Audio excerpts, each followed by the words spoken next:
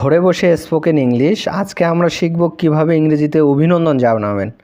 ঠিক আছে, আমাদের অনেক সময় কি করতে হয়, কেউ ভালো কাজ করলে তাকে অভিনন্দন জানাতে হয়।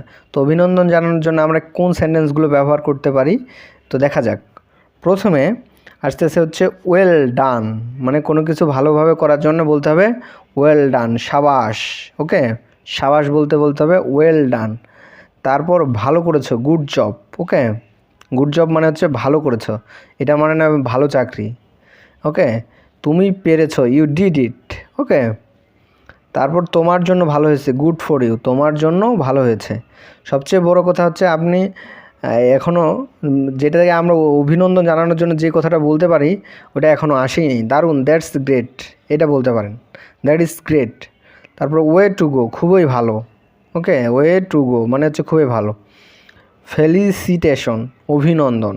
ওকে, ফেলিসিটেশন এটা বলতে পারেন, কিন্তু এটার মানে বেশিরভাগ ধরুন যাকে আপনি অভিনন্দন জানাচ্ছেন সেও জানবে না যে এটার মানেটা কি, ফেলিসিটেশন। তারপরে খুবই ভালো মানে হচ্ছে ট্রিমেন্ডাস। ওকে, অসাধারণ, আউটস্ট্যান্ডিং, এটাও বলতে পারেন, আউটস্ট্যান্ডিং। চমৎকার, ফ্যান্টাস্টিক।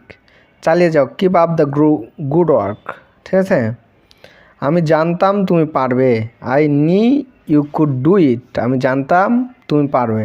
তাহলে এই ধরনের ইংরেজির ক্ষেত্রে আমরা ব্যবহার করব আমি জানতাম তুমি পারবে, I know you could do it. তারপরে চালিয়ে যাও ক্ষেত্রে ব্যবহৃত keep up the good work, চমৎকারের ক্ষেত্রে ফ্যান্টাস্টিক, অসাধারণ ক্ষেত্রে আউটস্ট্যান্ডিং, খুবই ভালো ট্রিমেন্ডাস, অভিনন্দন হচ্ছে ফেলিসিনেশন। ওকে, খুবই ভালোর ক্ষেত্রে বলতে হবে ওয়ে টু গো, দারুণ, দ্যাটস গ্রেট, তোমার জন্য ভালো হয়েছে, গুড ফর ইউ, তুমি পেরেছো, ইউ ডিড ইট। ফাইনালি ভালো করেছো, গুড জব, এবং ওয়েল ডান হচ্ছে সাবাস।